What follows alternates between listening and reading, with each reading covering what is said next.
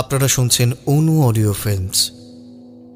আমরা প্রতি সপ্তাহে আপনাদের জন্য নিয়ে আসি তারানাথ তান্ত্রিকের রোমাঞ্চকর কিছু গল্প। আজ আপনি শুনবেন লেখক সুকান্ত দাসের কলমে তারানাথ তান্ত্রিক ও ইচ্ছা শক্তি। আমাদের চ্যানেলে তারানাথ তান্ত্রিকের গল্প শুনে আপনাদের ভালো লাগলে অবশ্যই আমাদের চ্যানেলটি সাবস্ক্রাইব করে বেল আইকন প্রেস করে রাখুন এবং অবশ্যই আপনার মূল্যবান মতামত আমাদের কমেন্টসে জানাতে ভুলবেন না। শুরু হচ্ছে আজকের গল্প সুকান্ত দাসের কলমে তারানাথ তান্ত্রিক ও ইচ্ছা শক্তি।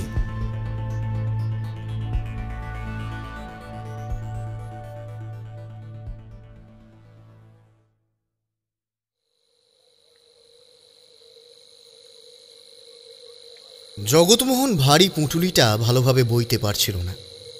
পুঁটুলির ভেতরে চাল, আলু, কলা, একটা গামছা আর শাড়ি ছাড়া আরও অনেক কিছু আছে। পাশের গ্রামের বাড়িতে আজ পুজো ছিল। তাদের হাত বেশ খোলা, নৈবেদ্য তাছাড়াও প্রণামীতে অনেক কিছু দিয়েছে। তাই জগৎমোহনের মনটা খুশি। তাই সেই যজমানের বাড়িতে আরেকটু বসে জল মিষ্টি খেয়ে দু কথা বলে বেরোতে বেরোতে অনেক দেরি হয়ে গেছে। গ্রামে প্রবেশ করবার সময় দূর থেকে বেলগাছটাকে দেখতে পেয়েই জগৎমোহনের বুকের ভেতরটা কেমন যেন করে উঠল। লোকে বলে ওই বেলগাছের কাছে নাকি রাতের বেলা মাঝে মাঝেই কাউকে বসে থাকতে দেখা যায়। জগৎমোহন ব্রাহ্মণ, তার উপর তার পৈতে রয়েছে গায়ত্রী মন্ত্র। জগৎমোহন ভালো করেই জানে তার ভয় পাওয়ার কথা নয়, কিন্তু বেলগাছের কথা সেই ছোটবেলা থেকে সে শুনে আসছে। আর এটাই সব থেকে বড় ব্যাপার, বেলগাছের ওপরে যদি কেউ থাকে ব্রাহ্মণকে তারা ভয় করে না, গায়ত্রী মন্ত্র তাকে আটকাতে পারে না। এমনকি এও শুনেছে ব্রাহ্মণদের ওপরে নাকি ওদের বেশি আকর্ষণ থাকে। এই রাম রাম রাম রাম রাম রাম, এই ভালোই ভালোই বেলগাছের তলাটা দিয়ে চলে যেতে পারলেই হলো, আর কোনো চিন্তা থাকবে না। কিন্তু সেই বেলগাছের উপরে সত্যি সত্যি যদি কেউ বসে থাকে, না না না না না না না না। কথাটা মনে করে জগৎমোহন আরেকবার পিঠের কাছে ঝুলিয়ে রাখা পোঁটলাটা বুকের কাছে এনে শক্ত করে জড়িয়ে ধরল। তারপর মনে মনে কিছু একটা বিড়বিড় করতে করতে এগোলো সামনের দিকে। বেলগাছটা বেশ বড়, অনেক পুরনো। জগৎমোহন ছোটবেলা থেকে দেখেছে এমনভাবেই দাঁড়িয়ে আছে। তাহলে সেই গাছ যে কতদিন ধরে রয়েছে তা আলাদা করে বলতে হয় না। গ্রামের বাইরের দিকের পথের কাছে বলে এই শুকনো বেলগাছের দিকে কারো নজর পড়েনি। মাঝে মাঝে লোকজন এক একটা ডাল ভেঙে নিয়ে যায় বটে বেলকাঠের জন্য, কিন্তু তাছাড়া আর কিছু করবার কেউ সাহস পায় না। তবে সমস্ত হিন্দুদের সবকিছুই দিনের বেলা, সন্ধ্যার পর বেলগাছের তলা কেউ মারাতেই চায় না। কিন্তু পাশের গ্রাম থেকে আসার জন্য তো এই একটা মাত্র পথ। আর একটা মাছুয়া বেলগাছটা একেবারে পথের সঙ্গে নয়, একটু নিচের দিকে।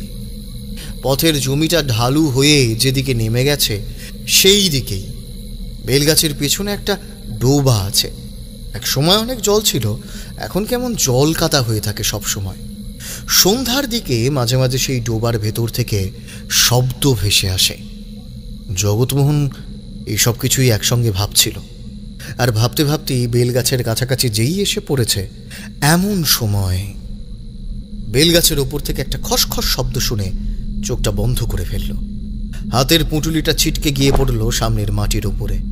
জগৎমোহন দেখতে পেল বেলগাছটা হাওয়ায় নড়ছে, কিন্তু বেলগাছের পেছনে মাটির জমি বরাবর দুটো ছায়ামূর্তি কখন যেন উপরের দিকে উঠে এসেছে।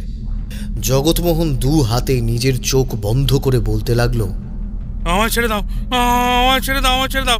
আমি ব্রাহ্মণ, আমি তো তোমাদের কোনো ক্ষতি করিনি। ছেড়ে দাও, আমাদের ছেড়ে দাও, আমায় ছেড়ে দাও। কিন্তু জগৎমোহনের কথা কেউ শুনল না। ছায়ামূর্তি দুটো আস্তে আস্তে জগৎমোহনের একদম কাছে এসে পড়ল। তারপর পাশে পড়ে থাকা পুটলিটা একজন চট করে সরিয়ে নিল, অন্যজন জগৎমোহনকে দিল প্রবল এক ধাক্কা। চোখ বন্ধ করেছিল বলে জগৎমোহন কিচ্ছু দেখতে পায়নি। প্রচণ্ড ধাক্কা খেয়ে টাল সামলাতে না পেরে সে বেলগাছের দিকে না গিয়ে অন্যদিকে জমি বরাবর গিয়ে পড়ল।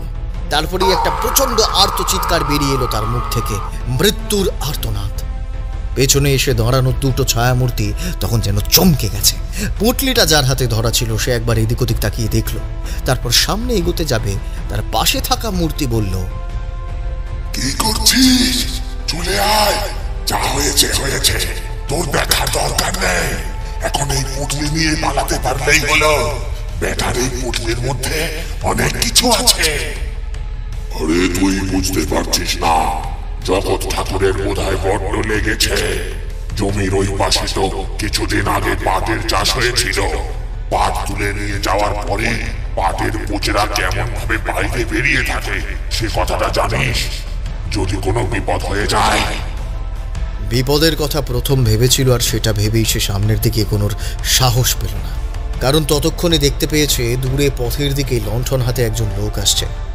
এই পাশাপাশি কয়েকটা গ্রামের মাঝে এই একটা মাত্র সংযোগ পথ, তাই মাঝে মাঝে রাতের দিকেও অনেক দল এই পথ ধরে হেঁটে যায়। কথা শুনি ছায়ামূর্তিগুলো একপাশে চট করে অন্ধকারে লুকিয়ে পড়ল। এই দলটা যখন সামনে এলো, একটা গুঙানির মতো শব্দ শুনে তারা আলো নিয়ে প্রথমে থতমত খেল। বেলগাছের তলা, তার উপর চারপাশে কেউ কোথাও নেই। কিন্তু একটু পরেই যখন বুঝতে পারল গোঙানোর শব্দটা কোনো মানুষের, তখন ওরা লণ্ঠনটা নিয়ে পথের পাশে তাকাতে দেখতে পেল জমির উপরে হুমড়ি খেয়ে পড়ে আছে এক ব্রাহ্মণ। খালি গায়ে পৈতে মাথায়, লম্বা পরনের সাদা কাপড়টায় রক্ত লেগে রয়েছে। সবাই মিলে ধরাধরি করে যখন জগৎমোহনকে মাটি থেকে তুলল, তখন দেখতে পেল পাট গাছের বেরিয়ে থাকা শক্ত শলাকার মতো অবশিষ্ট অংশগুলো জগতের পেট আর বুক ফুঁড়ে ঢুকে গেছে। ওরা অনেক চেষ্টা করলো, কিন্তু পারল না। সেই মাঠের মাঝে বেলগাছের উল্টো দিকেই জগৎ বেলগাছের দিকে তাকিয়ে তার শেষ নিঃশ্বাস ত্যাগ করল।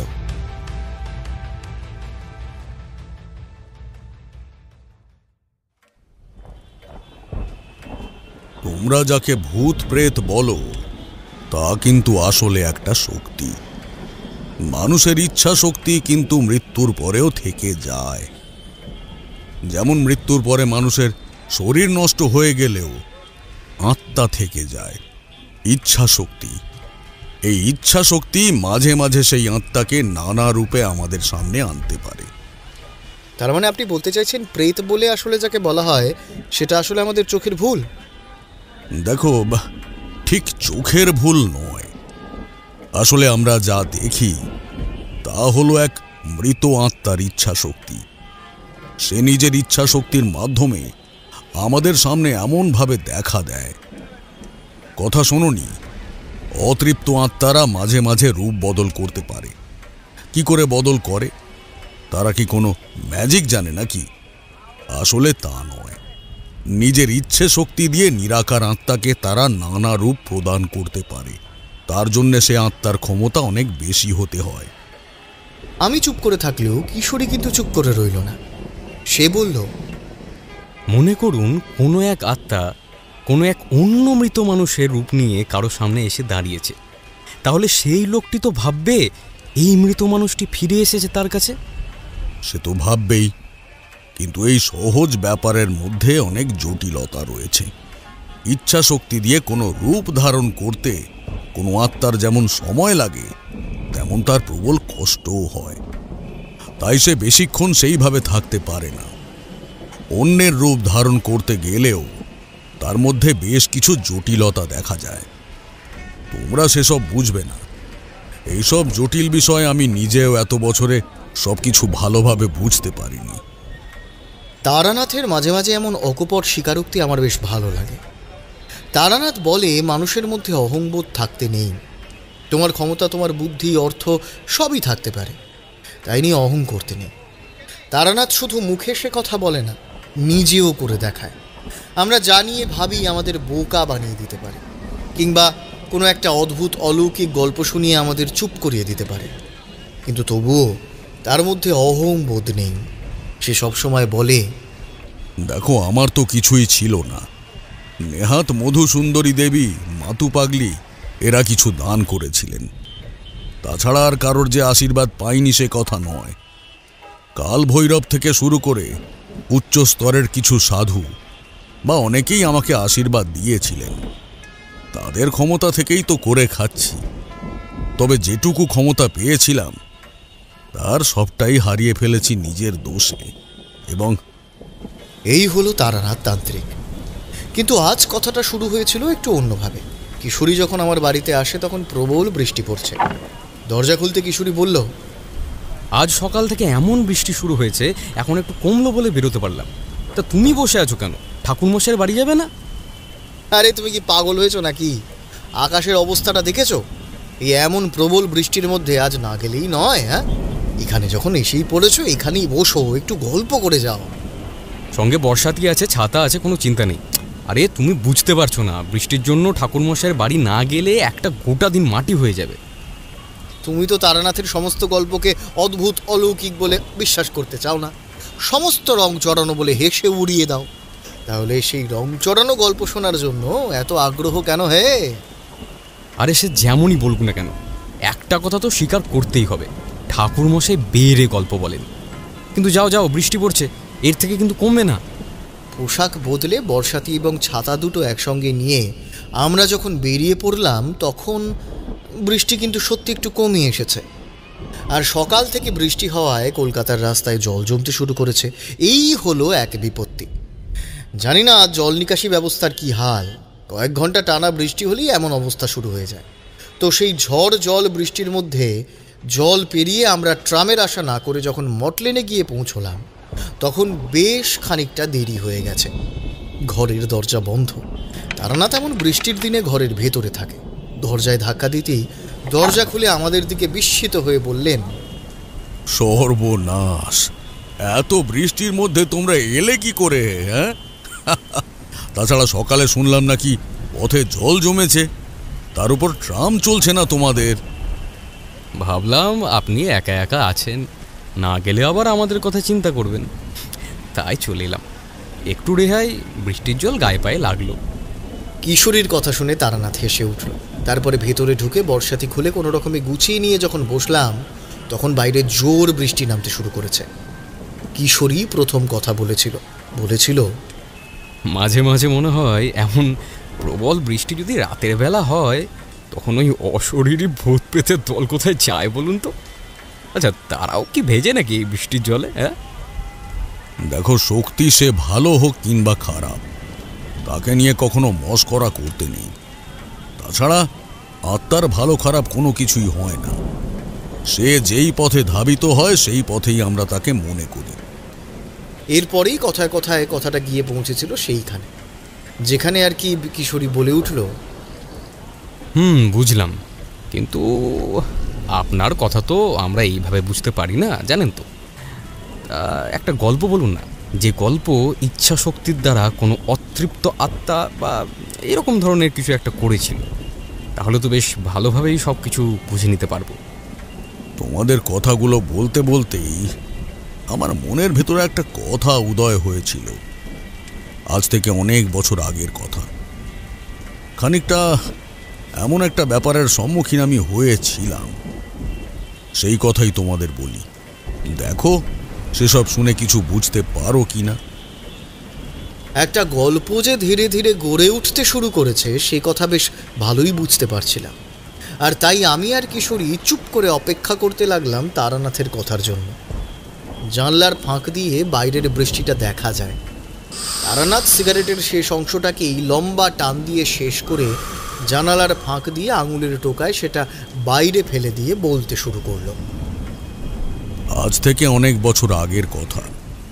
তখন মধুসুন্দরী দেবীর সঙ্গে আমার সাক্ষাৎ হয়নি। মাতু পাগলির সঙ্গে দেখা করার পর যখন সাধু সঙ্গের জন্য এখানে ওখানে ঘুরে বেড়াচ্ছি, ঠিক তেমনই সময়ের কথা। তা একদিন ঘুরতে ঘুরতে উত্তরের দিকে এক গ্রামে গিয়ে পৌঁছেছি। গ্রামের বাইরের দিকে একটা ছোট মতো নদী রয়েছে, তার পাশ দিয়ে একটা রাস্তা সোজা গ্রাম বরাবর চলে গেছে। আমি দেখেছিলাম সেই পথের পাশাপাশি বেশ কয়েকটা গ্রামের এক পাশ দিয়ে সেই রাস্তাটা চলে গেছে, তবে নদীটা একটু দূরে। এই রাস্তা ধরে জমি পেরিয়ে তারপর নদীর দিকে যেতে হয়।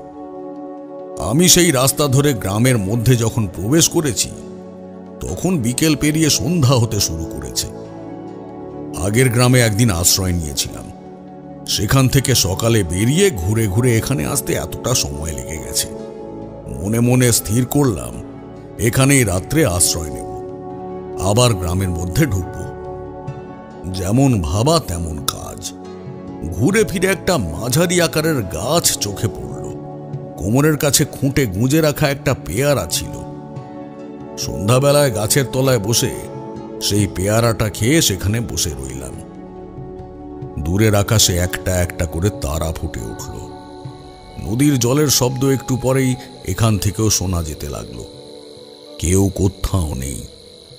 অন্ধকারে গোটা গ্রামটা একটু দূরে ঢেকে আসতে শুরু করেছে। এমন সময় একটা শব্দ শুনতে পেয়ে আমি চমকে উঠে সামনের দিকে তাকালাম।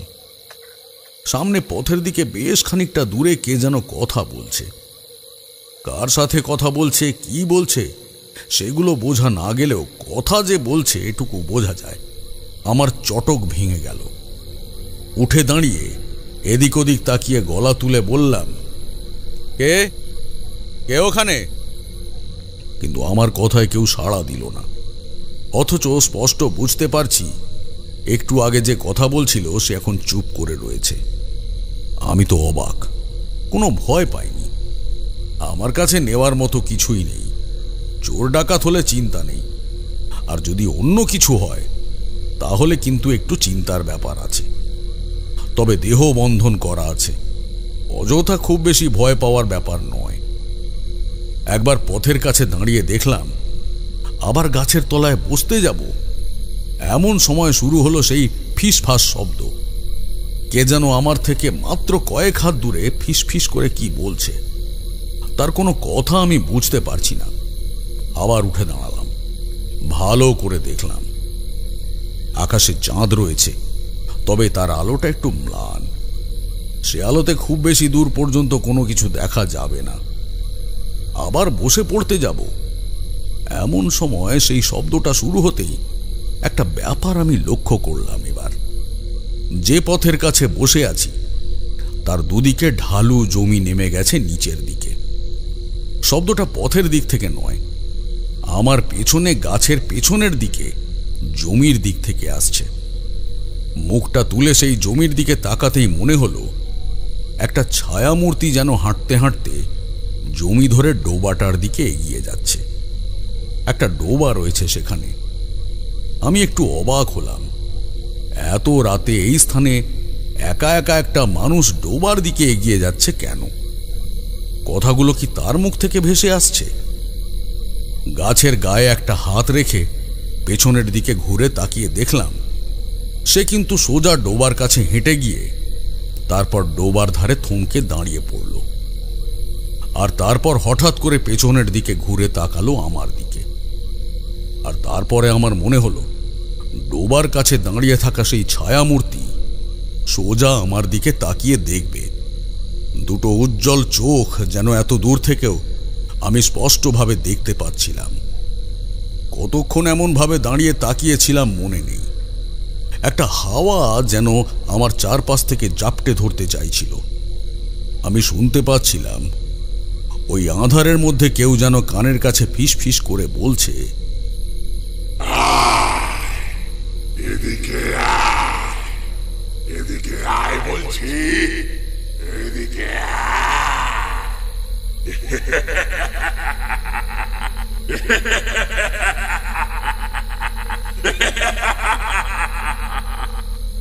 কিন্তু যতই সেই শব্দ কানের মধ্যে এসে ঢুকুক না কেন, মনে মনে আমি বুঝতে পারছিলাম চারপাশের বাতাসে একটা অদ্ভুত গন্ধ, বিপদের গন্ধ। এই অজানা অচেনা জায়গায় রাতের অন্ধকারে গাছের তলায় আশ্রয় নিয়ে যে ভুল করেছি সেটা বুঝতে আমার অসুবিধে হলো না। কিন্তু আমার দেহ বন্ধন করা আছে। আমি নিজে থেকে কিছু না করলে আমার ক্ষতি করার মতো ক্ষমতা কোনো অপশক্তির নেই। কথাটা মনে আছে। গাছের গায়ে একটা হাত রেখে নিজেকে জোরে ধাক্কা দিয়ে পেছনের দিকে সরাবার চেষ্টা করলাম, আর তাতেই যেন চমক ভাঙল। তাকিয়ে দেখি ডোবার কাছে আর কেউ নেই। তাহলে কি স্বপ্ন দেখছিলাম নাকি চোখের ভুল? কথাটা ভেবে আবার সেই গাছের তলায় বসতে যাব এমন সময় চারপাশ থেকে একটা অদ্ভুত খলখলে হাসির শব্দ শুনতে পেলাম। কে যেন তীব্রভাবে হেসে উঠেছে, আর তার হাসির শব্দটা দুই কানের ভেতরে ঢুকে যেন মাথার ভেতর ঝিম ধরিয়ে দিচ্ছিল। আমি দুহাতে কান ঢেকে ফেললাম, চিৎকার করে বললাম, কে তুই? চলে যা বলছি, চলে যা এখান থেকে, আমার কোনো ক্ষতি তুই করতে পারবি না। ঠান্ডা একটা ঝোড়ো হাওয়া ছুটে এলো আমার দিকে, যেন সেই গাছের তলায় বসা অবস্থায় আমার গোটা শরীরটাকে থরথর করে কাঁপিয়ে দিল। আর সেই প্রচণ্ড ঝড়ের হাওয়ার মাঝেও দেখতে পেলাম একটা কালো লম্বা ছায়ামূর্তি গ্রামের পথ বরাবর হেঁটে আসছে আমার দিকে।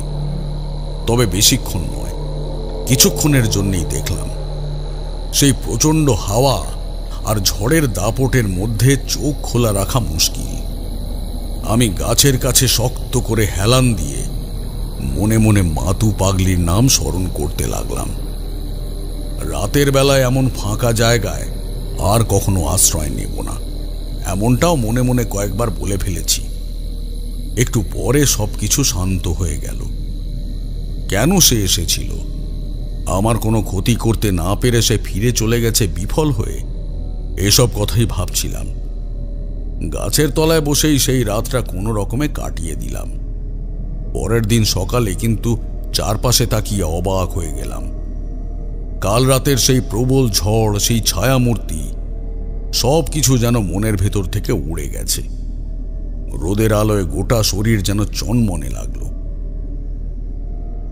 গাছের তলা থেকে উঠে গ্রামের দিকে এগোতে যাব কি মনে হতে একবার পেছনের দিকে তাকালাম।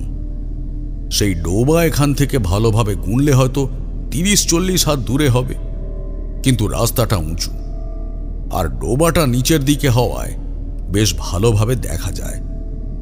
রোদের আলো ডোবার জলে পড়ে চকচক করছে। অনেকক্ষণ দাঁড়িয়ে রইলাম সেখানে, সামনের দিকে এগিয়ে যাব কিনা ভাবছি।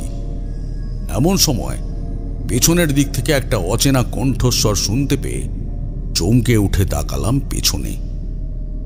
আচ্ছা, তার মানে রাতের বেলা তুমি যেগুলো দেখেছিলে সেগুলো সব কিছু সত্যি ছিল, নাকি চোখের ভুল কিংবা মনের কল্পনা? আমি নিজে কিছুই বিশ্বাস করতে পারছিলাম না। সেই ডাকটা শুনে পেছনের দিকে তাকিয়ে দেখি গ্রাম্য একটি লোক, খালি গা, গলায় গামছা ফেলা, হাতে একটা লাঠি আর খাটো করে পরা ধুতির মতো একটা কাপড় জড়িয়ে রাখা। আমার দিকে অবাক দৃষ্টিতে কিছুক্ষণ তাকিয়ে থেকে সে বলল, ও ঠাকুর মশাই, রাতের বেলা কোথায় ছিলেন? এই গাছের তলায় নাকি? তার প্রশ্নের মধ্যে কি যেন একটা ছিল। আমি একটু ইতস্তত করে বললাম, আসলে গ্রাম মনে হলো একটু দূরের দিকে, তাছাড়া রাতের বেলা গ্রামে গিয়ে ঢুকবো তাই আর গেলাম না এখানে। আমার কথা শেষ হতে না হতেই তার চোখ বিস্ফারিত হয়ে উঠল। সে বলল, কি বলছেন ঠাকুর মশাই? এখানে গাছতলাতে রাত কাটিয়েছেন? আপনি জানেন না এখানে রাতের বেলা মানুষ থাকে না? এখানে তেনাদের আস্তানা, মাঝে মাঝে তেনাদের এখানে দেখা যায়। গ্রামগঞ্জের লোকেরা আসলে আত্মাদের সরাসরি সে কথা না বলে অন্য নানা ভাষায় প্রকাশ করা হয়। আমি বুঝতে পারছিলাম সে সেই কথাই বলছে। তার মানে রাতের বেলা আমি যা দেখেছি তা মিথ্যে নয়। বললাম, কিন্তু আমি তো কিছুই দেখিনি, আর রাতে তো ভালোই ঘুম হয়েছে, এই গাছের তলায় শুয়ে ঘুমিয়েছিলাম। সে একবার মাথা চুলকালো, কি যেন ভেবে তার মুখে একটা হাসি ফুটে উঠল। আপনি ঠাকুর মশাই, তাই বোধহয় আপনার কোনো ক্ষতি করেনি। চলুন, এই আমার সঙ্গে চলুন, আমার বাড়িতে এই একটা দিন অন্নগ্রহণ করবেন। আপনার মতন মানুষকে পেলে আমার বেশ ভালো লাগবে। গ্রামের বাড়িতে আশ্রয় প্রয়োজন ছিল, তাই লোকটার সঙ্গে পথে হাঁটতে হাঁটতে তার বাড়ির উদ্দেশ্যে রওনা দিলাম। জানতে পারলাম তার নাম মণি। সে একজন চাষি। এই গ্রামেই তার জমি আছে, চাষবাস করে। আজ সকালের দিকে কি একটা কাজে পাশের গ্রামের দিকে যাচ্ছিল। কাজটা খুব বেশি গুরুত্বপূর্ণ নয়, তাই আমায় নিয়ে বাড়িতে চলে এসেছে। মণি একা মানুষ। বাবা মা মারা যাওয়ার পর সে এখনো পর্যন্ত একাই রয়েছে। নিজের হাতে করে সে আমায় গুড় আর মুড়ি খেতে দিল। খেতে খেতে বললাম, তুমি যা বললে তাতে তো মনে হয় গ্রামের লোকরা ওইদিকে অন্ধকারে কখনোই যায় না। তারা এই জায়গাটা ভয় পায়। কিন্তু কি হয়েছিল বলো তো ওখানে? মানে মানে অনেক কিছু হয়েছে। রাতের বেলা ওদিকে একটা বেল গাছ দেখছেন না, শুকিয়ে যাওয়া বেল গাছ, ওই বেল গাছের আশেপাশে কাদের যেন দেখা যায়। আশেপাশের গ্রামের লোকেরা ওই পথ ধরে গেলে দল বেঁধে যায়। ওই পথ ধরেই এই আশেপাশের গ্রামগুলোয় যেতে হয়। তাই একা একা কেউ ওই পথের গাছের কাছে ভুলেও কখনো কোনোদিন যায় না। তার কথা শুনে বুঝতে পারছিলাম ব্যাপারটা বড় জটিল। কাল রাতে দেখা সেই ছায়ামূর্তিটাই কি তাহলে ওইখানে থাকে? কিন্তু সরাসরি তাকে জিজ্ঞাসা করতেও কেমন যেন লাগছিল। একটু পরে মণি নিজের কাজকর্ম করতে লাগলো। আমি দাওয়ার কাছে বসে না থেকে গ্রামটা ঘুরে আসবো বলে বেরিয়ে পড়লাম। গ্রামটা বেশি বড় নয়, ছোট গ্রাম, নাম বেনিপুর। গ্রামের আশপাশটা বেশ কিছুক্ষণ ঘোরাফেরা করতেই গ্রামের চণ্ডী মন্দিরের কাছে কয়েকজন বয়স্ক লোকের সঙ্গে দেখা হলো। কথায় কথায় তাদের কাল রাতের ওই যেখানে আশ্রয় নিয়েছিলাম সেইখানকার কথা বলতেই তাদের মধ্যে একজন বলল, ওখানে আশ্রয় নিয়েছিলেন কেন ঠাকুর মশাই? ও জায়গাটা ভালো নয়। আমাদের গ্রামের জগৎমোহন ব্রাহ্মণ ছিল, সেও মরেছিল ওখানে। তারপরে ওই দিকে আর কেউ যায় না। জগৎমোহন?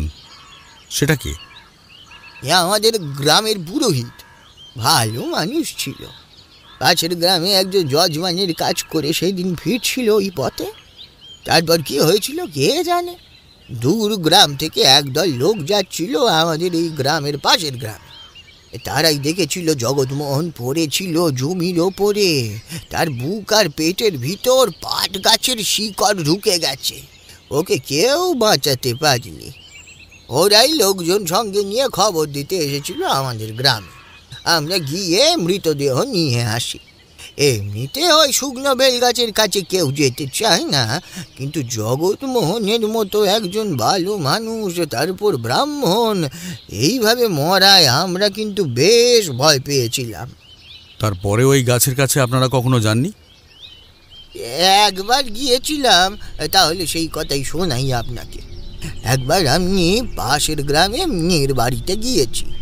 এখান থেকে ফিরছি আমার সঙ্গে আমার ছেলে, দুজনে মিলে আছি বলে মনে একটু ভরসা আছে। তার সঙ্গে লণ্ঠন রয়েছে, আলো রয়েছে। পাশের গ্রামের পথে তেমন কিছুই হলো না। দূর থেকে সেই বেল গাছটাকে দেখতে পেয়ে আমার ছেলে বলল, বাবা, বলছিস সেই বেল গাছটা রাতের বেলা না এলেই হচ্ছিল না? ওখানে থেকে যেতাম, কাল সকালেই না হয় আসতাম। এই কথা বললে কি করে হবে বলতো? কাল সকালে জমিতে ধান কাটা শুরু হবে। আজ রাতে জোগাড় যন্ত্র করতে না পারলে কাল ভোরবেলা এসে কাজ হতে দেরি হয়ে যাবে তো। কিন্তু তাই বলে ওই বেল গাছের কাছ দিয়ে? বেশ বুঝতে পারছিলাম আমার ছেলেটা ওই পথে যেতে চাইছে না, কিন্তু আমি তখন ঠিক করেছি ওই পথে যাবই। আজ থেকে অনেক বছর আগের কথা তো, তখন বয়স অনেক কম। ছেলেটা আমার অনেকবার ধরে বললো, আমি কিন্তু কিছু শুনলাম না। তারপর একরকম বাধ্য হয়ে লণ্ঠন হাতে নিয়ে আমার ছেলে আমার পেছন পেছন আর আমি সামনে গ্রামের পথ ধরে হেঁটে চলেছি। ওই গাছটা থেকে যখন বেশ কয়েক পা দূরে, তখন হঠাৎ মনে হলো গাছের একদম তলায় কে যেন দাঁড়িয়ে আছে। বুকের ভেতরটা কেমন যেন শিশির করে উঠল। বললাম, এ ওখানে, এ দাঁড়িয়ে ওখানে। কিন্তু কোনো সাড়া নেই। অদ্ভুত লাগলো।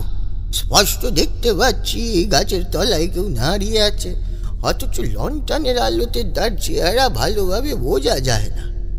এখনো খানিকটা দূরে রয়েছে। তাছাড়া গাছের তলায় এমন অদ্ভুত অন্ধকার, যেন সেই অন্ধকার এই পৃথিবীর অন্ধকার নয়।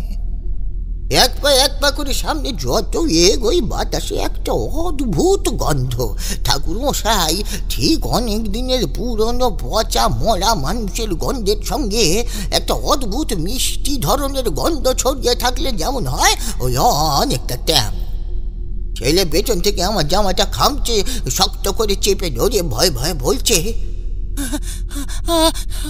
আর যেতে হবে না বাবা, বাবা আর যেতে হবে না, ফিরে যাই, ভালো লাগছে না, ভয় করছে। আরে ভয় কিসের, আমি তো আছি। নিশ্চয়ই ডাকাতের কেউ গাছের তলায় চুপ করে দাঁড়িয়ে আছে ডাকাতি করবে বলে। এই খবরদার, খবরদার, আমার কাছে কিন্তু ডাকাতি করবার মতো কিছু নেই। কিন্তু সে এক পাও নড়ল না, একটা কথাও বলল না। হাঁটতে হাঁটতে আরো কয়েক পা এগিয়ে গেছি, এমন সময় দেখতে পেলাম গাছের তলায় কেউ দাঁড়িয়ে নেই। অন্ধকারটা এমন ভাবে ঝুপসি রয়েছে যেন গাছের তলায় এতক্ষণ ধরে কেউ দাঁড়িয়েছিল, যেন ঘাম দিয়ে জ্বর ছাড়লো। পেছন ঘুরে ছেলেটাকে কিছু বলতে যাব, হ্যারিকেনটা নিয়ে পেছনের দিকে ঘুরতে দেখতে পেলাম ছেলেটার ঠিক পেছনে কে যেন এসে দাঁড়িয়েছে। আর ছেলেটা ব্যাপারটা বুঝতে পেরে ভয়ে আতঙ্কে যেন কাচের মতো হয়ে গেছে। সেই ছায়ামূর্তির দুটো হাত ছেলেটার কাঁধের ওপর দিয়ে আস্তে আস্তে এগিয়ে আসে তার গলার দিকে। প্রচন্ড ভয় পেয়ে আমি এক হাতে ছেলেটাকে ঝটকা মেরে টেনে আনলাম। তারপর এদিক ওদিক না তাকিয়ে দৌড়তে শুরু করলাম। পেছন থেকে ভেসে এলো এক রক্ত জল করা অদ্ভুত হাসির শব্দ। ঠাকুরমশাই, এমন ভাবে কোনো মানুষ আসতে পারে না। ডাকাত হোক, যত বড় শয়তান মানুষই হোক না কেন, তার হাসি কখনো এমন হতে পারে না। প্রাণপণে ছুটতে ছুটতে আমাদের গ্রামের প্রথম বাড়িটার কাছে এসে দরজায় ধাক্কা দিয়ে হুমড়ি খেয়ে পড়েছিলাম। সেই রাতে আমার আর ছেলেটার ভীষণ জ্বর এসেছিল। বাবাজি, রাতে আসলে কি দেখেছিলাম আমি কিংবা ছেলে কেউ কিচ্ছু বুঝতে পারিনি। এই ঘটনা বলছি আমি আজ থেকে প্রায় 20 বছর আগের কথা। ছেলেটা বিয়ে করেছে, পাশের গ্রামে তার শ্বশুর বাড়ির ভিটেতে থাকে। তার শ্বশুর বেঁচে নেই, শাশুড়ি আছে, তার জমি জমা সম্পত্তি দেখাশোনা করে, মাঝে মাঝে এখানে আসে। এখানে আমি থাকি আর আমার সঙ্গে থাকে আমার মেয়ে। ওই একবার ঠাকুর মশাই, ওই একবারই রাতের বেলা ওই মেয়ের বাড়ির গ্রাম থেকে ফিরতে গিয়ে ওই অবস্থার মধ্যে পড়তে হয়েছিল আমাদের। এক টানা এতক্ষণ কথা বলে চলেছিল সেই বয়স্ক লোকটি। তার পাশে বসা লোকটি তার কথায় সাড়া দিচ্ছিল। বুঝতে পারছিলাম গ্রামের মধ্যে ওই শুকিয়ে যাওয়া বেল গাছ এবং আশেপাশের ওই পথটা নিয়ে বেশ ভীতি ছড়িয়ে রয়েছে। আমিও তো এমন কিছুই দেখেছিলাম ওই গাছের তলায়। এরপর তাদের কাছ থেকে চলে এলাম। দুপুর হয়ে গেছে। মনির বাড়িতে দুপুরে খাওয়া দাওয়া করে তারপর বেশ কিছুক্ষণ কথা বললাম। মনি নিজের জীবনের কথা বলতে লাগলো। সেসব আর তোমাদের বলছি না, কারণ সেসব তোমাদের ভালোও লাগবে না। কিন্তু সেই গাছের তলায় আসলে কে ছিল সে ব্যাপারে তো কিছুই জানতে পারলাম না। সেটাই তো আসল গল্প। আরে শোনো, মনির সঙ্গে কথাবার্তা শেষ করে দুপুরের খাওয়া দাওয়া সেরে একটু গাটা গড়িয়ে নিচ্ছিলাম আর বললাম, আচ্ছা আমার একটা কথা শোনো মনি, শুকিয়ে যাওয়া বেলগাছের তলায় কে থাকে সেটা আমি জানতে চাই। আমি আজ রাতের বেলা সেই গাছের তলায় গিয়ে একবার দেখতে চাই।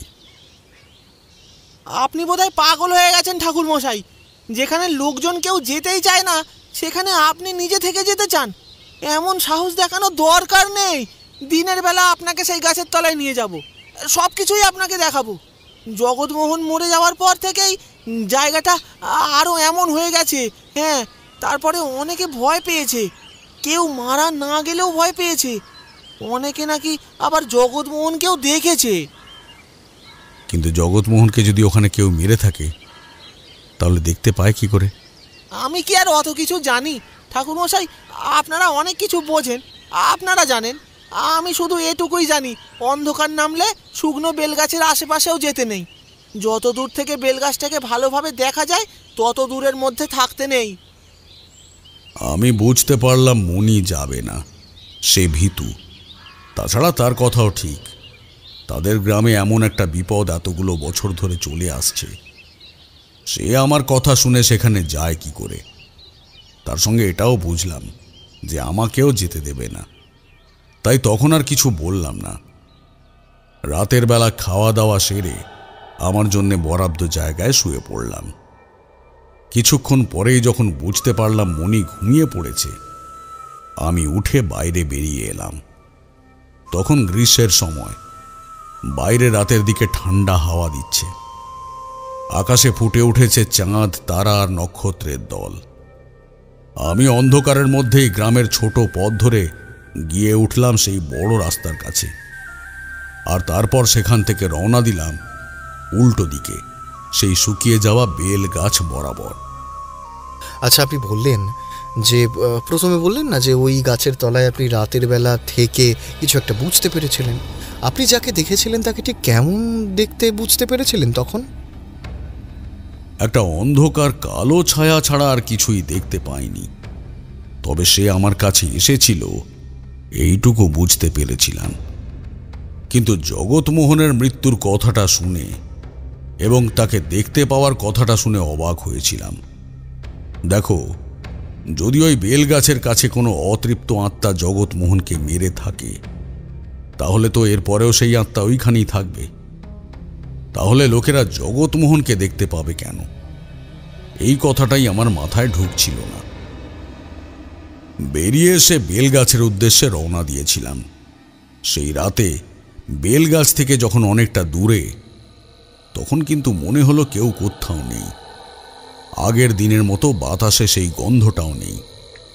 চাঁদের আলোয় চারপাশটা ধপধপ করছে, সব কিছু স্পষ্টভাবে দেখা যাচ্ছে। আরো কয়েক পা এগিয়ে বেলগাছের কাছাকাছি গিয়ে পৌঁছাবো, এমন সময় দেখতে পেলাম বেলগাছের গায়ে কেউ হেলান দিয়ে চুপ করে বসে আছে। আমি চমকে উঠেছিলাম। হঠাৎ করে কাউকে এমনভাবে বসে থাকতে দেখলে চমকে ওঠারই কথা। আশেপাশে কেউ কোথাও নেই।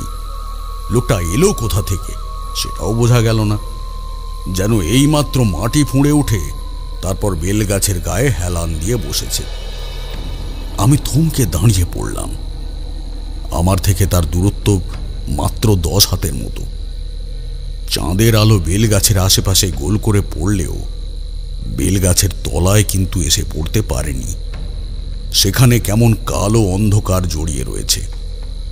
আমি বললাম, আমি জানি তুমি আমার জন্যই অপেক্ষা করছো। আমি এখানে আসবো বলেই তুমি এখানে বসে আছো। কিন্তু কেন? তুমি কে? তুমি তো জগৎ নও। জগৎমোহন তুমি হতে পারো না। আমার কথা শুনে গাছের তলা থেকে সেই ছায়া মূর্তিটা এক পা করে বেরিয়ে এলো চাঁদের আলোর মধ্যে। তাকিয়ে দেখি পরনে সাদা ধুতি, খালি গা, গায়ে পইতে, মাথায় টিকি, মস্ত বড় টাক এবং শরীরের বাকি সমস্ত কিছু দেখে বোঝা যায় যে সে ব্রাহ্মণ। এবার একটা অদ্ভুত মানুষের মতো গলায় কথা বলতে শুনলাম। তুমি আমায় চেনো না? আমি জগৎমোহন। আমি এইখানে মরেছি, তারপর থেকে এখানেই আছি। তুমি চলে যাও এখান থেকে। তোমার কোনো ক্ষতি করতে আমি চাইনি, কিন্তু আমার যে মুক্তি হয়নি। আমার জায়গায় অন্য কেউ হলে হয়তো সেই দৃশ্য দেখে সঙ্গে সঙ্গে বিশ্বাস করে ফেলতো যে সে জগৎমোহন, কিন্তু আমার তবুও খটকা লাগলো। বললাম, তুমি যদি জগৎমোহন হয়ে থাকো তাহলে জগৎমোহনকে মারলো কে? সে কথা তুমি নিশ্চয়ই জানো। জগৎমোহন এক পা করে তখন আমার দিকে এগিয়ে আসছে। শান্ত, অতি সাধারণ এক ব্রাহ্মণের চেহারা। আমি বেশ ভালোভাবে বুঝতে পারছি তার সঙ্গে সেই তীব্র কটু গন্ধটা আমার দিকে হেঁটে আসছে। কেউ যেন আমার কানের কাছে আস্তে আস্তে বলছে, পালা এখান থেকে, এখানে থাকিস না, পালিয়ে যা। তার সঙ্গে একটা অদ্ভুত কটু গন্ধটা যেন আমার চারপাশটা আস্তে আস্তে জড়িয়ে ফেলতে শুরু করেছে। জগৎমোহন আমার দিকে হাঁটতে হাঁটতে শান্ত গলায় বলল, তুমি তো এই গ্রামের লোক নও। এসব নিয়ে তোমার কৌতূহল হয়তো তোমায় বিপদে ফেলতে পারে। তুমি চলে যাও এখান থেকে। আমি কি বলবো বুঝতে পারছি না। জগৎমোহন হাঁটতে হাঁটতে আমার আরো কাছে এসে পড়েছে। এমন সময় আমার ষষ্ঠ ইন্দ্রিয় আমায় একটা ইঙ্গিত দিল। আমার মনে হলো আমার আশেপাশে শুধু জগৎমোহন নয়, আরো কেউ একজন হঠাৎ করে এসে পড়েছে। এইমাত্র এসেছে, অথচ তাকে আমি দেখতে পাচ্ছি না। একবার অন্যদিকে তাকিয়ে যে দেখব সেটাও করতে পারছিলাম না। তখন বুঝতে পারিনি, কিন্তু পরে বুঝতে পেরেছিলাম আসলে জগৎমোহন আমায় সম্মোহন করে ফেলেছিল একটু একটু করে। সম্মোহন? কিন্তু কিভাবে? জগৎমোহন তো আপনার থেকে অনেকটা দূরে ছিল। দেখো, সম্মোহন নানাভাবে করা যায়। জগৎমোহনের চোখের দৃষ্টি ছিল সোজা আমার চোখের দৃষ্টির সঙ্গে। জগৎমোহন আমায় সম্মোহন করেছিল, তার কারণ অন্য একজন আমার দিকে একটু একটু করে এগোচ্ছিল, সেটা যাতে আমি বুঝতে না পারি। আমি ঠাকুরমশাই এর কথা শুনে অবাক হয়ে চুপ করে রইলাম। এমন কিছু একটা সে বলতে চলেছে যেটা আমরা কল্পনাও করতে পারছি না হয়তো। সম্মোহিত আমি প্রায় হয়েই পড়েছিলাম। কানের কাছে সেই কণ্ঠস্বরটা বারবার আমায় সেখান থেকে চলে যাওয়ার কথা বলতে বলতে এক সময় হঠাৎ করে বন্ধ হয়ে গেল, আর তারপরেই চারপাশের শব্দটা কখন যেন থেমে গেল। আমি দেখি চারপাশে ঘুটঘুট করছে কালো অন্ধকার। কোথায় চাঁদের আলো, কোথায় গাছের তলার সেই জগৎমোহন? আমি কখন যেন এসে দাঁড়িয়ে পড়েছি সেই জমির নিচের দিকে থাকা ডোবাটার সামনে। ডোবার জলকাদার মধ্যে আরেকটু হলেই আমি নেমে পড়ব। ঠিক তখনই আমার কানের সামনে কে যেন বলল, দাঁড়িয়ে পড়লি কেন? নাম নাম বলছি। আমি কিন্তু আর নামলাম না। হঠাৎ করে পেছনের দিকে ঘুরতেই দেখতে পেলাম মানুষের চেয়ে প্রায় 2 হাত লম্বা একটা কালো অদ্ভুত ছায়ামূর্তি। সে আমার দিকে তাকিয়ে রয়েছে বিভৎসভাবে। তার দুটো চোখের ভেতর থেকে যেন কালো কুচকুচে পাথরের মতো এক দৃষ্টি বেরিয়ে আসছে। মুখটা হাঁ করা, সেই মুখের ভেতর ঘন কালো অন্ধকার। কি বিভৎস পচা গন্ধ বেরিয়ে আসছে তার গা থেকে। আর তার দুটো শক্ত হাত আমার ঘাড়ের কাছটা চেপে বসেছে। শীতল সেই দুটো হাত দিয়ে সে আমায় ঠেলতে ঠেলতে সেই ডোবার জলকাদার মধ্যে নামিয়ে দেওয়ার চেষ্টা করছে। স্পষ্ট বুঝতে পারলাম জগৎমোহনকে দেখা, তার সঙ্গে কথা বলা, সমস্ত কিছুই আসলে একটা সম্মোহন। এই গাছের তলার কাছাকাছি আসার সঙ্গে সঙ্গেই আমি সম্মোহিত হয়ে গেছি। সেই লোকটার কথা শুনেও কিন্তু এমনটাই মনে হয়েছিল। সামনের দিকে তাকিয়ে সে কিছুই দেখতে পায় না, কিন্তু পেছনে তাকিয়ে দেখতে পেয়েছিল তার ছেলেটি দাঁড়িয়ে আছে। অর্থাৎ সেই শক্তি তার ছেলেকে সম্মোহন করার চেষ্টা করেছিল। ভাগ্যিস ওরা দুজন ছিল, না হলে। কিন্তু জগৎমোহনের কি হলো? জগৎমোহনের কথাটা মনে পড়ার সঙ্গে সঙ্গে ঘাড়ের কাছে প্রচণ্ড চাপ অনুভব করলাম। আর বিদ্যুৎ চমকের মতো আমার মনে পড়ে গেল মনির বাড়ি থেকে বেরিয়ে আসার সময় মনের ভুলে দেহবন্ধন করা হয়নি। একটা প্রচণ্ড চাপে আমি জলকাদার মধ্যে গিয়ে পড়লাম। পচা জলকাদার পাঁক থেকে গন্ধ বেরিয়ে এসে ছড়িয়ে পড়তে লাগলো আমার গায়ে। হাঁটুর কাছ পর্যন্ত খানিকটা সেই জলকাদার মধ্যে ডুবে যেতেই মাথার ওপরে কানের কাছে শুনতে পেলাম সেই বিভৎস গলা, অনেকদিন পর কাউকে নিয়ে যাব, আর তারপর আবার।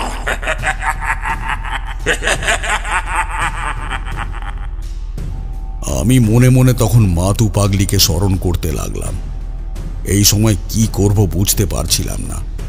মন্ত্র যে পড়ব সেই শক্তিটুকু আমার মধ্যে অবশিষ্ট নেই তখন। স্পষ্ট বুঝতে পারছি সেই প্রচণ্ড চাপ আমায় জলের ভেতরে ডুবিয়ে দেওয়ার চেষ্টা করছে একটু একটু করে। মনির বলে দেওয়া একটা কথা আমার মনে পড়ে গেল। গ্রামের দু একজনের মৃতদেহ এই ডোবার কাছে পড়ে থাকতে দেখা গিয়েছিল। তাহলে কি আমার মৃতদেহটাও তেমনভাবে ওইখানেই পড়ে থাকবে? আতঙ্কে, ভয়ে, ঠান্ডায় গোটা শরীর আমার জমে আসতে শুরু করেছে। ঠিক এমন সময় আকাশ বাতাস কাঁপিয়ে একবার বিদ্যুৎ চমকে উঠল, আর তারপর ফোঁটা ফোঁটা বৃষ্টি এসে পড়তে লাগলো। এমন সময় বৃষ্টি? এমন সময় বৃষ্টিটাই বোধহয় আমায় বাঁচিয়ে দিয়েছিল। বৃষ্টি নামার সঙ্গে সঙ্গে সম্মোহন কেমন যেন আস্তে আস্তে কাটতে লাগলো। তোমরা হয়তো বিশ্বাস করবে না, এই প্রকৃতির যে কয়টা তত্ত্ব রয়েছে, যেমন জল, বায়ু, আগুন, মাটি, এই সমস্ত তত্ত্বের মধ্যে অশুভ শক্তির থেকে শুভ শক্তির ক্ষমতা বেশি। জল কাদা ডোবা অশুভ হয়ে থাকলেও বৃষ্টির জল কিন্তু পবিত্র। বৃষ্টির জল গায়ে এসে পড়তেই আমার সারা শরীরে শক্তি যেন ফিরে আসতে লাগলো। বুঝতে পারলাম সে প্রচণ্ড চাপে আমায় ডোবার জলে ডোবানোর চেষ্টা করছে, কিন্তু পারছে না। তীব্র গর্জন করছে সে। বাঁচতে পারবি না, এইখান থেকে তোকে বাঁচতে দেওয়া যাবে না, তোকে আমি নিয়ে যাব, এতদিন ধরে অপেক্ষা করছিলাম। আমিও মনে মনে মাতু পাগলিকে স্মরণ করার সঙ্গে সঙ্গে এক মনে একটা গোপন মন্ত্র উচ্চারণ করতে লাগলাম, আর তাতেই বোধহয় কাজ হলো। সবটা ঠিকভাবেই হয়ে যেত। ঠিক তখনই একটু দূর থেকে শুনতে পেলাম মনির গলা। ঠাকুর মশাই, ঠাকুর মশাই, ঠাকুর মশাই, ঠাকুর মশাই, আপনি কোথায়? মুহূর্তের মধ্যে সেই বিভৎস মূর্তিটা আমায় ছেড়ে দিল, আর সঙ্গে সঙ্গে পেছনের দিকে একটা ঝটপটানোর শব্দের সঙ্গে মনির চিৎকার শুনতে পেলাম। আর দাঁড়িয়ে থাকা যায় না। কোনো রকমে সেই ডোবার জল থেকে উপরে উঠে এসে যে ভয়ঙ্কর দৃশ্যটা আমি দেখতে পেলাম তা আমি গোটা জীবন মনে রাখব। মনির হাতের হ্যারিকেনটা ছিটকে গেছে এক পাশে, সেটা ভেঙে গেছে, কিন্তু বৃষ্টির মধ্যে ঠিক তখনই আরেকবার বিদ্যুৎ চমকে ওঠার সঙ্গে সঙ্গে দেখতে পেলাম মনি মাটির উপরে পড়ে রয়েছে। তার দুই চোখ বিস্ফারিত, দুটো হাত দুপাশে ছড়িয়ে রয়েছে, আর ঠিক তার বুকের ওপরে চড়ে বসে রয়েছে একটা কালো ছায়া। তার হাতে বিভৎস লম্বা লম্বা নখের মতো কি যেন, আর সেই নখগুলো দিয়ে মনির বুকের ভেতরটা সে চিরে ফেলার চেষ্টা করছে। মুহূর্তের মধ্যে আমি নিজের কাজ ঠিক করে নিলাম। খানিকটা মাটি তুলে নিয়ে এই অবস্থাতেই বিড়বিড় করে মন্ত্র পড়ে ছুঁড়ে দিলাম সামনে সেই বিভৎস প্রাণীটার গায়ের উপর। সে একবার শুধু আমার দিকে মুখ তুলে তাকালো, তারপর মনিকে ছেড়ে দিয়ে আবার ছুটে এলো আমার দিকে। সঙ্গে সঙ্গে বুঝতে পারলাম এই অপশক্তি আজকের নয়। যার কাছে মন্ত্র কাজে লাগে না তার ক্ষমতা অনেক বেশি। এর হাত থেকে আমি এত সহজে বাঁচতে পারবো না। মনি তার হাত থেকে ছাড়া পেয়েও বোধ হয় কোনো কিছু বুঝে উঠতে পারছিল না। মাটির উপরে শুয়েছিল বৃষ্টির মধ্যে। সেই বিভৎস মূর্তিটা আমার দিকে ছুটে এসে আমার গায়ের উপর লাফিয়ে পড়তেই যাবে, এমন সময় কানের কাছে শুনতে পেলাম সেই গলাটা। আর এইবার বুঝতে পারলাম মাথার মধ্যে নয়, মাথার পেছন থেকে কথাটা বলছে একজন। বড় বিপদে পড়লে দেখছি। প্রথমেই বলেছিলাম এখান থেকে চলে যেতে, কিন্তু আমার কথা শুনলে না। এইবার কি আর করা যাবে? পিছন ফিরতেই দেখি আমার পাশে অন্ধকারের মধ্যে দাঁড়িয়ে রয়েছে একজন সাধু। বিদ্যুতের আলোতে এক ঝলকের মধ্যে তাকে দেখতে পেয়ে মনে হলো ভীষণ চেনা। তার মুখের সেই মৃদু হাসি, তার চোখের ইশারায় একটা শান্ত ভাব। সাধুর একটা হ্যাঁচকা টানে আমি পেছনের দিকে সরে যেতেই সেই সাধু সেই বিভৎস প্রাণীর মুখোমুখি হয়ে পড়ল।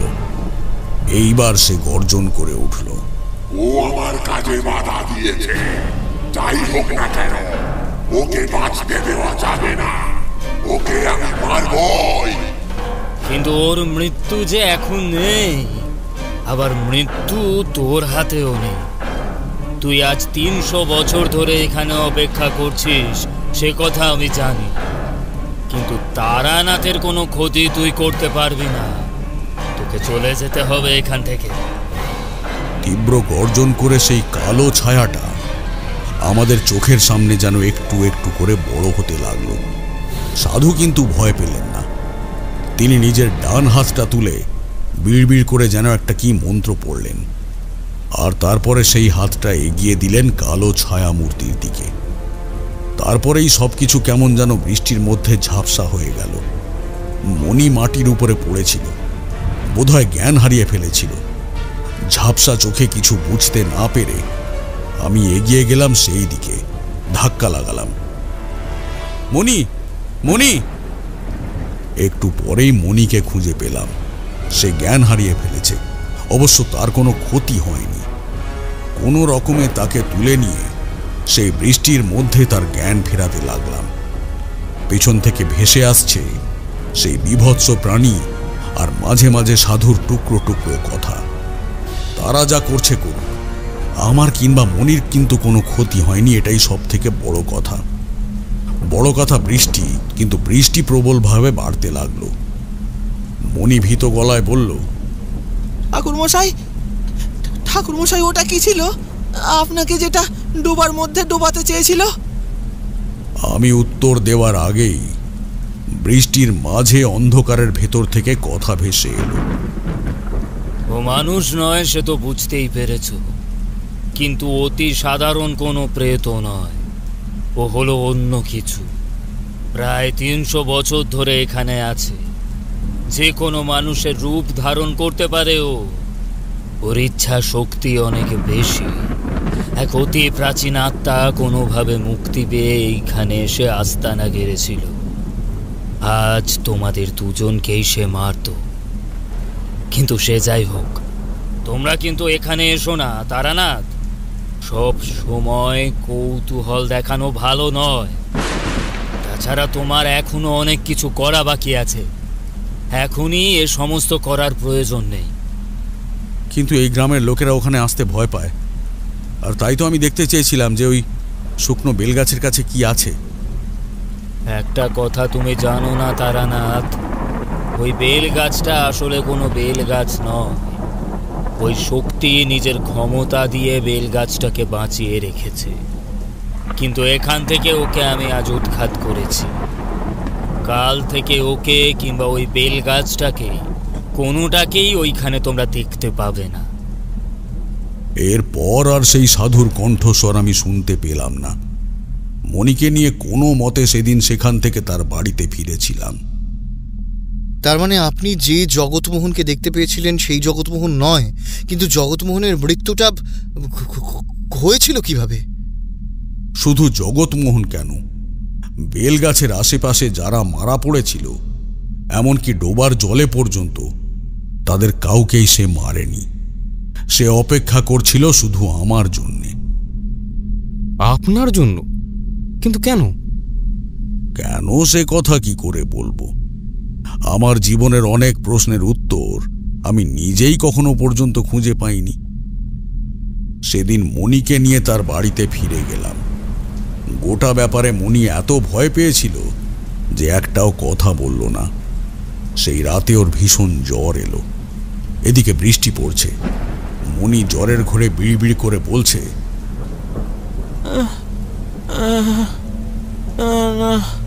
না ঠাকুরমশাই, কিছু হতে দেব না।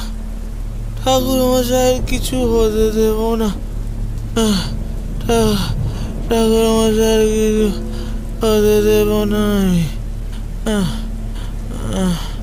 কবিরাজ কিংবা বদ্যি ডেকে আনা দরকার, কিন্তু বৃষ্টির মধ্যে কি করব বুঝতে পারছি না। এমন সময় দাওয়ার কাছে কার যেন পায়ের শব্দ শুনতে পেলাম। বাইরে বেরোতে যাব, তার আগেই হ্যারিকেনের আলোয় দেখতে পেলাম সেই সাধু ঘরের দরজার কাছে এসে দাঁড়িয়েছে। তার মুখে মৃদু হাসি। আমি চিনি, কিন্তু মনে পড়ছে না তাকে কোথায় দেখেছি। আমি হাত জোড় করে বললাম, আপনি আমার জীবন বাঁচিয়েছেন, কিন্তু মণি যে বড় অসুস্থ হয়ে পড়েছে। মণিকে বাঁচাতে হবে। এই ঝড় বৃষ্টির মধ্যে আমি বদ্যি কবিরাজ কোথায় পাবো?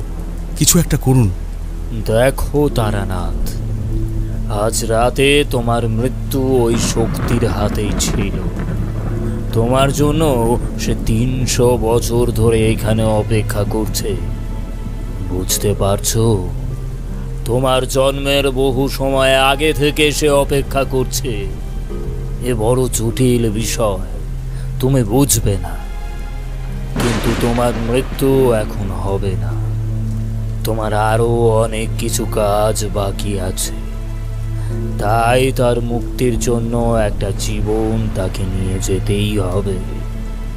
আর তাই আমি চমকে উঠলাম। সাধু যে কথা বলতে চাইছে তার মানে বুঝতে না পারার মতো বোকা মানুষ আমি নই। সাধু বলতে চাইছে আমার জীবনের বিনিময়ে সে মনির জীবন নিয়ে যাবে। আমি চিৎকার করে উঠলাম, এ আমি হতে দেব না। এই শক্তি যেই হোক না কেন, সে আমাকে নিয়ে যেতে চায়, আমি তার সঙ্গে যাব। আমার জন্য মনিকে আমি মরতে দেব না। সব কিছুই আমাদের হাতে নেই তারানাথ। অনেক কিছু আগে থেকে নির্ধারিত হয়েছে, তবুও মাঝে মাঝে নানা কারণে অনেক কিছু বদলাতে হয়। মানুষ প্রকৃতিতে অনেক কিছু পরিবর্তন করেছে, আর সেই পরিবর্তনের জন্য অনেক কিছু বদলাতে হয়েছে। জগৎমোহনকে যদি ওই গাছের আশেপাশে সে রাতে এই গ্রামের 2জন লোক হত্যা না করত, তাহলে সব কিছুই ঠিক থাকতো। কিন্তু জগৎমোহনের হত্যার সঙ্গে আমার আর মনির সম্পর্ক কি? সাধু হাসল, তারপরে বাইরে বৃষ্টির দিকে তাকিয়ে রইল অনেকক্ষণ। আমি তার পাশে গিয়ে দাঁড়ালাম। আমার গোটা শরীর তখন থরথর করে কাঁপছে, চোখের কোণে জল। আমার জন্য একজনকে মরতে হবে যে আমাকে বাঁচাতে গিয়েছিল। সবকিছু জানতে নেই তারানাথ, কারণ সব কিছুর উত্তর খুঁজে বার করা সঠিক নয়। এমন অনেক কিছু ব্যাপার আছে যেগুলো যত কম জানা যায় ততই ভালো। মনি কিন্তু তোমায় বাঁচাবার জন্য ওখানে যায়নি। আর মনিকে জানো? আজ থেকে প্রায় 70 বছর আগে মনির ঠাকুরদা আর একজনের সঙ্গে মিলে জগৎমোহনকে হত্যা করেছিল ওই বেলগাছের কাছে। এবার বুঝতে পেরেছো কেন মনির জীবন নিয়ে সবকিছু সমান করে দিতে হবে? আমার মাথার ভেতর কিছুই ঢুকছিল না। আমি অন্ধকার দেখলাম। একটু পরেই সাধু অন্ধকারের মধ্যে নেমে গেল।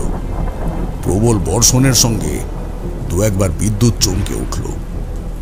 দেখি ঘরের দরজাটা কখন যেন বন্ধ হয়ে গেছে। ঘরের ভেতর থেকে মনির বিড়বিড় করে বলা কথাগুলো শোনা যাচ্ছে। একটা প্রবল আকর্ষণ আমায় টানতে লাগলো বাইরের দিকে। সেই রাতে প্রবল বৃষ্টির মধ্যেই আমি পথে বেরিয়ে পড়লাম। তার মানে মনির পূর্বপুরুষরা জগৎমোহনকে হত্যা করেছিল ওই বেলগাছের কাছে, আর ওই বেলগাছের উপরে থাকা সেই অদ্ভুত শক্তি জগৎমোহনের রূপ নিয়ে গ্রামের লোকেদের ভয় দেখাতো। কিন্তু সে আপনাকে মারতে চাইছিল কেন, সেটা তো একটু জানা গেল না। সবকিছুর মধ্যে ইচ্ছা শক্তির যে কথাটা আপনি বলেছিলেন। তাই তো, ইচ্ছা শক্তির কথা আপনি বলেছিলেন, সেটা কই?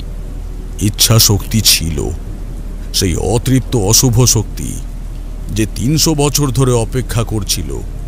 সে নিজের ইচ্ছা শক্তি দিয়ে জগৎমোহনের রূপ নিয়ে মাঝে মাঝে নানা মানুষকে দেখা দিত, অনেককে সম্মোহন করত এবং অনেকের ক্ষতি করার চেষ্টা করত। জানি না গ্রামে যে কটা মৃতদেহ পাওয়া গিয়েছিল তার মধ্যে সত্যি সত্যি তার হাত ছিল কিনা, কিন্তু তার ইচ্ছা শক্তি তাকে এতগুলো বছর বাঁচিয়ে রেখেছিল শুধুমাত্র আমার জন্য। কিন্তু শেষ মুহূর্তে আমার মৃত্যু চলে গেল মনির মৃত্যুর ওপর দিয়ে।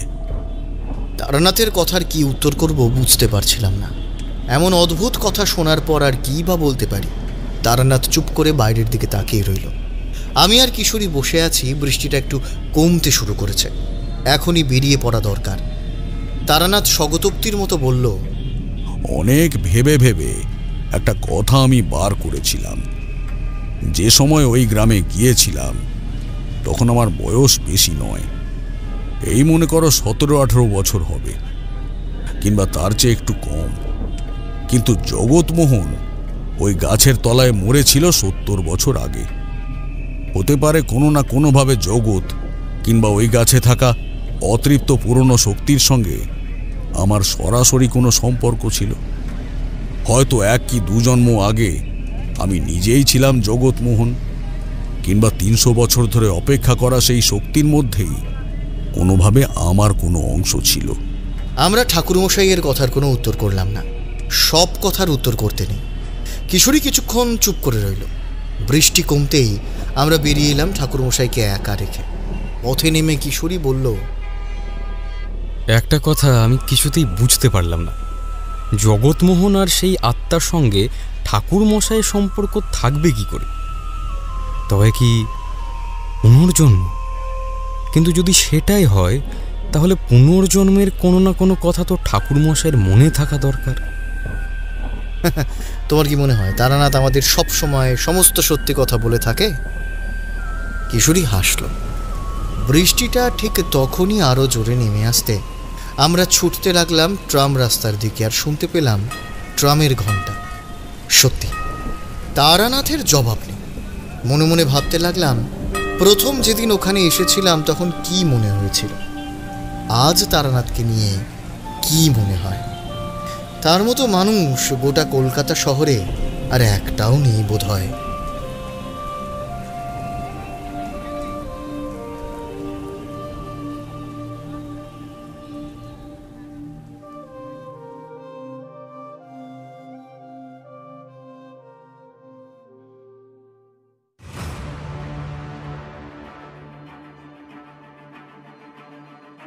শুনছিলেন অনু অডিও ফিল্মসের আজকের নিবেদন তারানাথ তান্ত্রিকের গল্প, সুকান্ত দাসের কলমে তারানাথ তান্ত্রিক ও ইচ্ছা শক্তি। বিভিন্ন চরিত্রে অমিত, সৌরভ, সৌম্যজিৎ, জ্যোতির্ময়, অর্পণ এবং ঋতম। সমগ্র গল্পটির কণ্ঠ অভিনয় নির্মাণ করেছে ঋতুরাজ স্টুডিও। সমগ্র গল্পটির কণ্ঠ সম্পাদনা, ধ্বনি সম্পাদনা এবং আবহ সম্পাদনা করেছে 62 APS স্টুডিও। গল্পটি শুনে ভালো লাগলে অবশ্যই আমাদের চ্যানেলটি সাবস্ক্রাইব করে বেল আইকন প্রেস করে রাখবেন এবং অবশ্যই আপনার মূল্যবান মতামত আমাদের কমেন্টসে জানাতে ভুলবেন না। ততক্ষণ পর্যন্ত স্টে টিউনড।